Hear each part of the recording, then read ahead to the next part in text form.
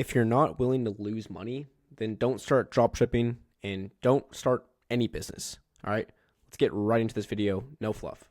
The harsh truth: you are going to lose, and you're going to lose a lot. You're going to lose a lot of time, energy. You're going to feel tired. You're going to lose a lot of money. You're going to lose confidence. You're going to lose more than you win. And you have to understand that. It's hard to understand that because no one on YouTube shows the losses. They don't show the lonely times, the bad times. It's always just flashing lights and Shopify screenshots and great success.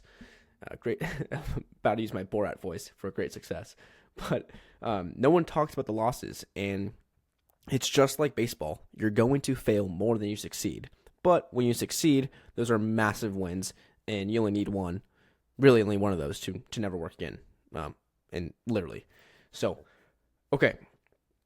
And the hard truth is it's going to take a lot of time to build these skills. Also, building skills never ever stops because the market changes, different strategies change. Maybe a new opportunity pops up like TikTok Shop. Now you have to go learn TikTok Shop. New things come out all the time, and you have to learn the updated systems. You have to stay on top of your market and your competition. So you're constantly building skills. That's all business really is just learning, building, applying strategies, and scaling. So yeah, let's talk about my early losses and how you guys can learn from them. So in the beginning, I was in debt. I was in debt to my credit card. I was in debt to my parents. I think I asked them for like $500 to get started. I know it wasn't a lot, but it felt like a lot at the time. But yeah, debt sucks, and I don't recommend getting into debt. I would try to avoid that at all cost.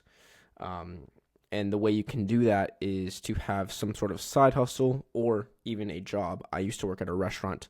I used to wash cars. I always had some sort of money coming in to fuel or to fund my side hustle, which was dropshipping. Okay.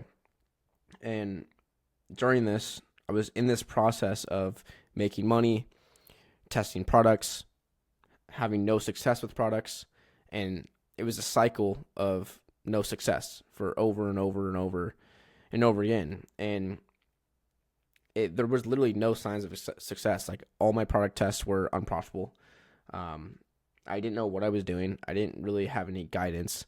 And I just kind of stuck through it and tried to increase my skills every single time something failed. Try to learn from it. My mindset back then was like, oh, it's all about the product. Like, oh, that product didn't work. That product didn't work. But then I was like, okay, this product is working for someone else. So I'm probably doing something wrong. And then I learned about copywriting, CRO, increasing your conversion rate, trying to become more of a marketer, and becoming a good media buyer as well. I'm getting kind of off track here, but my mindset shifted from, okay, I'm lacking skills that other people have.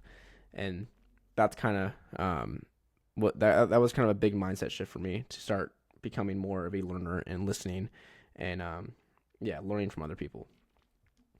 But yeah, during this time when things were really bad, it got to a point where like, okay, shit, I need to get this to work or else I'm going to be working a 9-to-5 next summer. And that pressure, during that pressure and that stress is when I actually had a very successful product. I had other winners in the past, but like nothing quite like this. I was actually running TikTok ads at the time.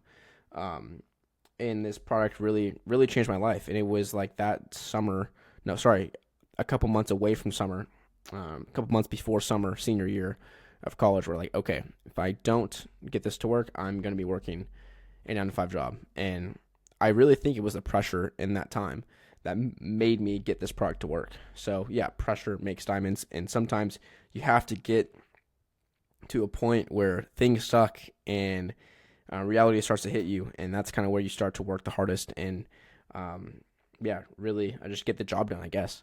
But yeah, I think it's good to go through those times, right? Okay, so what do most beginners get wrong?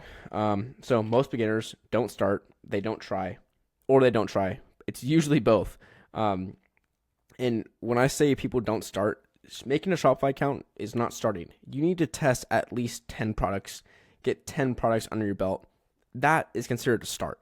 Most people don't do that. They test a couple of products, then quit, and then move on to another side hustle. And when I say they don't try, this one's hard because in the beginning you don't really know how to try, because you kind of just throw things at the wall based on a YouTube video. But I would say like how to actually try is to properly learn from other people, learn from other YouTubers, study the game, read books, get a mentor. We'll talk about that in a sec. But use goals. Do your due diligence and really try to learn skills that can help you get your business started. Okay. And the truth is, you have to pay to learn, just like school, just like you pay your tuition, and just like you pay your teachers. You're paying them to learn things, except they're really, really expensive.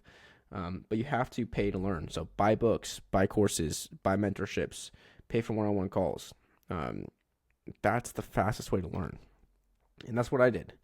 So yeah, how did I get here? I invested in myself. I bought books, I bought mentors, courses, one-on-one calls, and I've definitely been scammed by probably all of these. I've read bad books, I've had bad mentors, I've had bad courses, I've had calls that did nothing. But you just keep on going and keep learning from, every person you talk to, every book you read. Always try to learn something and take it away and put it into your business. And yeah, I said no to a lot of things in college. I said no to going out and drinking and partying and doing things on a random Wednesday. Like, I just said no, and I said I'm gonna work on my business, and I'm going to start my YouTube channel, and I'm gonna learn and just try to do this full time and not have to work a 9 to 5. That was kind of my entire mindset back then. And I think my goal was like 10K a month. Like, if I make 10K a month, I'm not working 9 to 5. And yeah, that was my goal. That was my mindset. And this sounds corny, but I just never gave up, kind of. And what I mean by this is there's times where I quit dropshipping and then try to start something else. But then I realized, like, I have already invested a year or 2 years into dropshipping. And when I go and try to start something else, I'm starting from zero again. And that feeling sucks more than doing dropshipping for 2 years and not having success, because I knew the business model. I knew how to run Facebook ads, run TikTok ads, build Shopify stores. Like, I had those like semi-good skills. Whereas if I wanted to go start Amazon FBA, or I think I tried to do like Airbnb arbitrage, like starting from zero again in any other thing sucks. And it's going to take a lot of time to get successful in any business venture you start. So there's times where I gave up and tried something new, but I always came back to Ecom and to dropshipping, partly because, it only costs, $50 to $100 to test a product. So that was always something that intrigued me and kind of made sense to me. Like, hey, I can prove concept with a small amount of money. Whereas anything else, I felt like I had to take a lot more risk with Amazon FBA or, Airbnb arbitrage, really anything. Like Ecom is all from my laptop. It was all from my, and I can be anywhere in college. I can be anywhere in the United States and do it. So I always just came back to it. And looking back 7-8 years now, like, I just never quit Ecom.